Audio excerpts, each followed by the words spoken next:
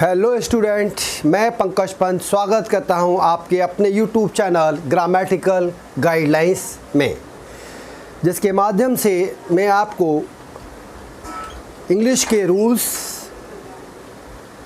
के बारे में, आप अपनी फ्लुएंसी को कैसे बढ़ा सकते हैं, कैसे आप फर्राटेदार इंग्लिश बोल सकते हैं और ग्रामर में क्या क्या मिस्टेक्स होती हैं, इस सब के बारे में मैं आपको आपके अपने चैनल ग्रामेटिकल गाइडलाइंस के माध्यम से बताने का अपना बेस्ट दूंगा। अगर हम इंग्लिश की बात करें तो English nowadays is very important. Most of the people think कि English is a very easy language, but it's not so. It needs practice, and practice makes a man perfect। अगर किसी भी चीज़ को हम अच्छे से प्रैक्टिस करें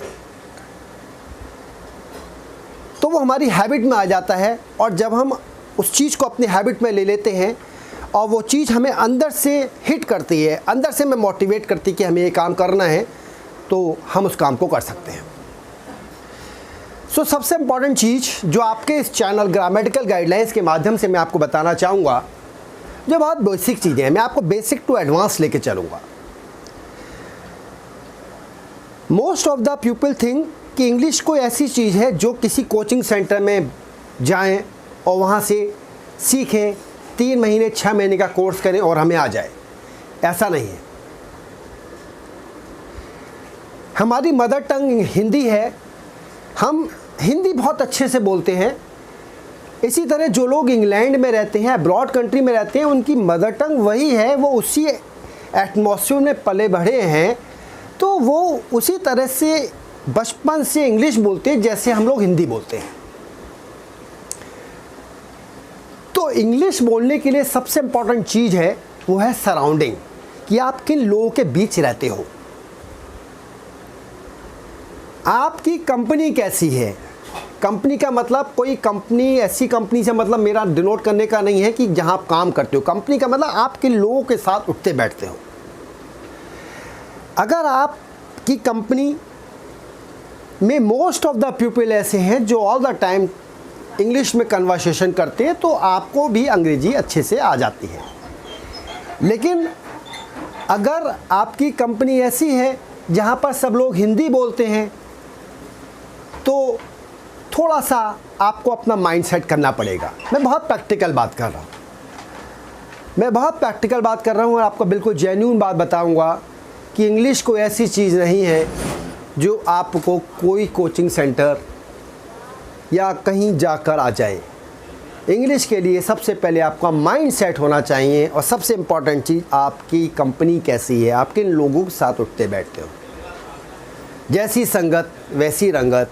अगर 9 लोग आपके साथ इंग्लिश में कम्युनिकेशन कर रहे हैं और 10वें आप हैं जो उनके साथ बैठ जाते हैं, तो 10वें इंग्लिश बोलने वाले आप व्यक्ति होंगे। और आप मान लीजिए 9 ऐसे लोगों के साथ बैठते हैं जो हिंदी में बात करते हैं और आप अंग्रेजी में अच्छे से बोलते हैं, तो आप अगर उन लोगों के साथ बैठोगे तो आप भी हिंदी बोलना शुरू कर दोगे। समझ रहे हैं स्टूडेंट्स मेरी बात? तो ये इंट्रो क्लास के माध्यम से मैं आपको बता रहा हूँ, this is the first day of my class आपके अपने चैनल ग्रामेटिकल गाइडलाइंस पर, जिसमें मैं आपको बिल्कुल प्रैक्टिकल बात बताऊँगा कि अगर आपको इंग्लिश में परफेक्शन लाना है तो सबसे पहले आपको अपना माइंड सेट करना पड़ेगा, अपना थिंकिंग प्रोसेस चेंज करना पड़ेगा। आप कोई भी चीज़ हिंदी में कितना ईजिली इमेजिन कर लेते हैं, उस चीज़ को इंग्लिश में क्यों नहीं कर पाते? What is the reason? क्योंकि एक दिन में 24 आवर्स होते हैं और 24 आवर्स में हम उन्हीं लोगों के साथ बैठते हैं जो हिंदी में बात करते हैं। तो हाउ इज़ इट पॉसिबल, ये हमारे लिए कैसे संभव है कि हम 1 और 2 आवर स्पेंड करके बिल्कुल अंग्रेजी फर्राटेदार बोलने लगेंगे? I think it is quite impossible. It is quite impossible, क्योंकि major time of the day we spend with the people talking in Hindi. अगर आपको अपने आप को चेंज करना है तो सबसे पहले अपने अंदर की हेजिटेशन को, अपने माइंड प्रोसेस को, अपने थिंकिंग प्रोसेस को चेंज करना पड़ेगा। This is very important. अब ये चीज़ें जो मैं आपको बता रहा हूँ बड़ी बुनियादी हैं, बड़ी फाउंडेशन हैं, साइंटिफिक, लॉजिकल हैं। मैं आपको एक प्रैक्टिकल एक्सपेरिमेंट करता हूँ, बताता हूँ कि मान लीजिए 4 लोग मेरे साथ ऐसे बैठे हैं जो अंग्रेजी में बात करते हैं, बहुत अच्छा फ्लुएंट इंग्लिश बोलते हैं। मुझे इंग्लिश नहीं आती, मैं उनके साथ अगर 1 महीना बैठना शुरू कर दूँ तो मैं भी बहुत अच्छी इंग्लिश बोल सकता हूँ। This is the impact of company. Are you getting my point? This is the impact of the company. मेरा टाइम उन लोगों के साथ बीत रहा है जो अंग्रेजी में बात कर रहे हैं, लेकिन अगर मुझे अंग्रेजी अच्छी आती है और मैं उन 4 लोगों के साथ बैठ जाऊं जो अंग्रेजी नहीं जानते, तो मैं भी अपना फ्लो खो दूंगा। जैसी संगत वैसी रंगत, जैसे लोगों के साथ बैठेंगे वैसा ही आपका नेचर होगा। मेरी बात समझ रहे ना? बड़ी लॉजिकल बुनियादी बात कर रहा हूं मैं आपके सामने। तो अगर आप ये सोचते हैं कि अंग्रेजी हम कहीं स्कूल में जाकर सीख लें, किसी इंस्टीट्यूट को ज्वाइन कर लें, पॉसिबल नहीं है। मैं आपको कुछ टिप्स देता हूं। सबसे पहले अंग्रेजी के लिए सबसे इंपॉर्टेंट चीज़ है आपका ग्रामर में कमांड।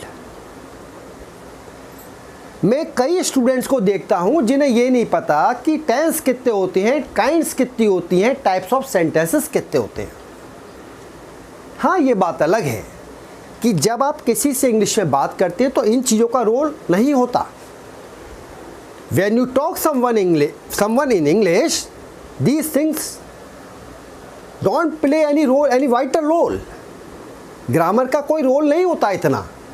लेकिन अगर आपको ग्रामर की नॉलेज ही नहीं है, आपको ये नहीं पता टेंस कितने होते हैं, आपको ये नहीं पता टाइप्स ऑफ सेंटेंस कितने होते हैं, आपको ये नहीं पता कितनी काइंड्स होती हैं, तो how you can expect you can talk fluent in English? Not possible.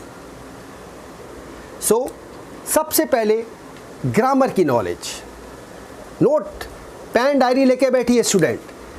First point, grammar की नॉलेज होनी चाहिए। आपको पता होना चाहिए कि टाइप्स ऑफ सेंटेंस कितने होते हैं, उसकी काइंड्स कितनी होती हैं और कितने टाइप के सेंटेंस हैं। दूसरी सबसे इंपॉर्टेंट चीज़, आपकी वर्ड पावर बहुत स्ट्रांग होनी चाहिए, आपकी वोकैबुलरी बहुत स्ट्रांग होनी चाहिए। तीसरी चीज़ जो मैं आपको बहुत प्रैक्टिकल बता रहा हूं कि read 2 newspaper daily. Read 2 newspaper daily, 1 of Hindi and 1 of English. एक इंग्लिश का और एक हिंदी का न्यूज़पेपर डेली पढ़िए। And last but not the least, अपनी कैलिबर पर फेथ करिए।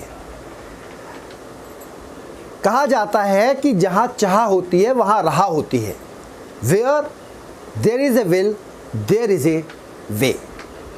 और इंग्लिश सीखना is not a bed of roses. It is not easy. This all depend on your thinking process.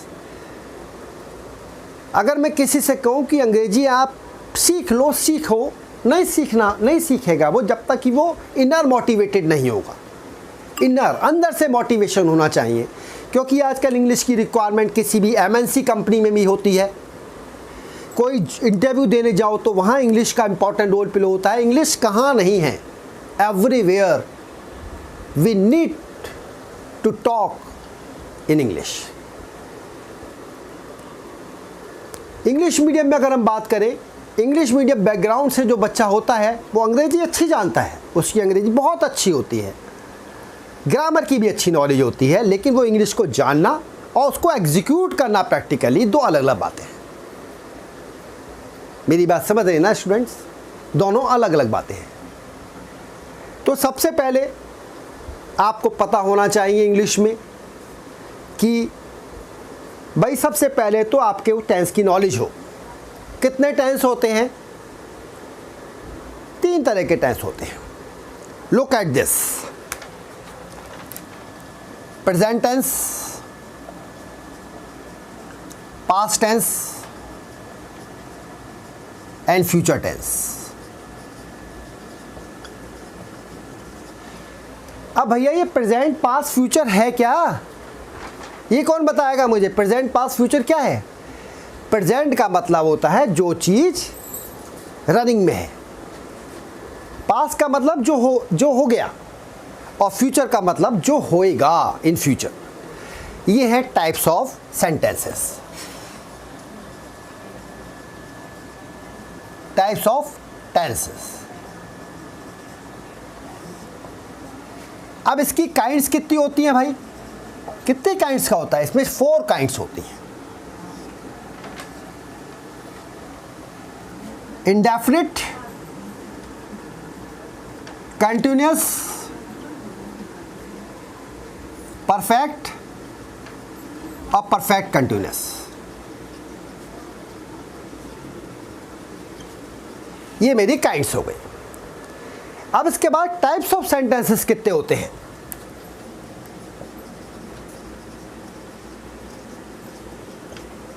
Types of sentences 3 होते हैं।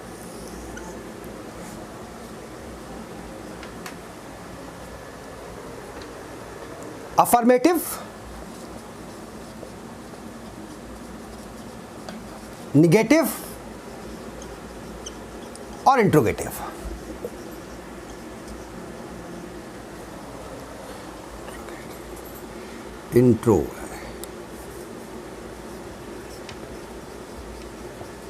Interrogative. Affirmative, जिसमें हम जवाब पॉजिटिवली देते हैं। निगेटिव, जैसा कि नाम बता रहा, नेगेटिव यानी नो। जैसे मैं कहता हूं कि अफर्मेटिव में मैं जाता हूं, दिस इज अफर्मेटिव। मैं नहीं जाता हूं, दिस इज नेगेटिव। इंट्रोगेटिव में क्या मैं जाता हूं, ये इंट्रोगेटिव है। In English alphabet, there are 26 letters, out of which 5 are vowels: A, E, I, O, U. Rest of the words are consonants. Are you getting my point? Students, आज बुनियादी बात करेंगे, बिल्कुल डे 1 चल रहा है, टेंशन नहीं है। डे 1 है टाइप्स ऑफ सेंटेंस दिखे हमने, present tense, past tense, future tense. और इन टेंसेस का मैं आपको एक ऐसा चार्ट ड्रॉ करूंगा जो ना आपको किसी बुक में मिलेगा और ना आपको कोई बता पाएगा। पूरी ग्रामर एक चार्ट से कवर कराऊंगा मैं आपको। This is called the chart of direct and indirect. फिर उसके बाद हम चार्ट की बात करेंगे, चार्ट ऑफ एक्टिव पैसिव। उसके बाद हम बात करेंगे सेंटेंस की फॉर्मेशन की। उसके बाद हम बात करेंगे कुछ टॉपिक्स की। उसके बाद जो हमारा स्टेप होगा वो होगा लास्ट स्टेप, कि कैसे हम अपने कम्युनिकेशन, कैसे हम अपने स्किल्स को, कैसे हम अपनी फ्लुएंसी को इंक्रीज करें। Is it clear students? Types of sentences, affirmative, negative, interrogative. क्या आपको पता है students, do you know that कि इंग्लिश की अल्फ़ाबेट में 26 लेटर होते हैं? There are only 26 letter in English alphabet. और एक डिक्शनरी में करोड़ों शब्द होते हैं, करोड़ों शब्द होते हैं। तो क्या आप इमेजिन कर सकते हैं कि वो 1 to A to Z 26 letter can frame out a dictionary having millions of word, only 26 letter. अब वो लेटर वही होते हैं जो हमने LKG UKG में पढ़े हैं। लेटर का तो कोई पैटर्न चेंज नहीं होता ना। इंग्लिश की अल्फ़ाबेट, इंग्लिश अल्फ़ाबेट तो LKG UKG नर्सरी में भी वही होती है। और उन्हीं लेटर्स से जो वर्ड फ्रेम आउट होते हैं उन्हें हम आगे तक पढ़ते जाते हैं। बात समझ में आ रही है?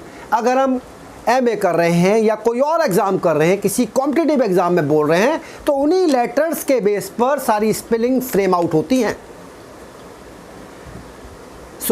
फिर मैं दोबारा से स्टूडेंट्स आपसे कहना चाहूँगा, क्योंकि ये आपका अपना ही चैनल है, आपकी ही सपोर्ट से चलना है, तो मैं आपसे फिर ये कहना चाहूँगा कि इंग्लिश कोई हवा नहीं है। इंग्लिश एक बहुत इजी लैंग्वेज है और एक बात हमेशा याद रखिएगा, जो आप सोच सकते हो, जो आप सोच सकते हो वो आप कर सकते हो। किसी से दूसरे से राय नहीं लेनी है।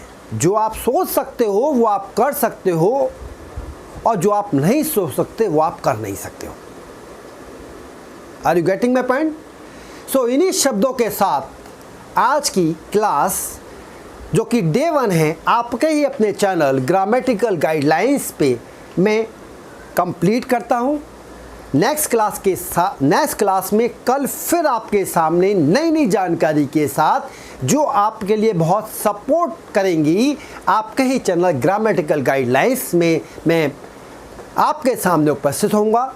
सो अगर मेरे चैनल में दी गई इन्फॉर्मेशन जो कि आपका ही है, आपको पसंद आती है, तो मेरे इस वीडियो को लाइक शेयर एंड सब्सक्राइब करना ना भूलिएगा, और बेल आइकॉन दबाना तो बिल्कुल ना भूलिएगा, क्योंकि लेटेस्ट अपडेट्स आपको इमीडिएट आप तक पहुँचेंगे। राइट, आपका ही चैनल है, आपके लिए ही बनाया गया है, आपको ही इसे सपोर्ट करना है, प्रमोट करना है। So thank you very much and thanks for watching my channel. Have a good day. Good luck.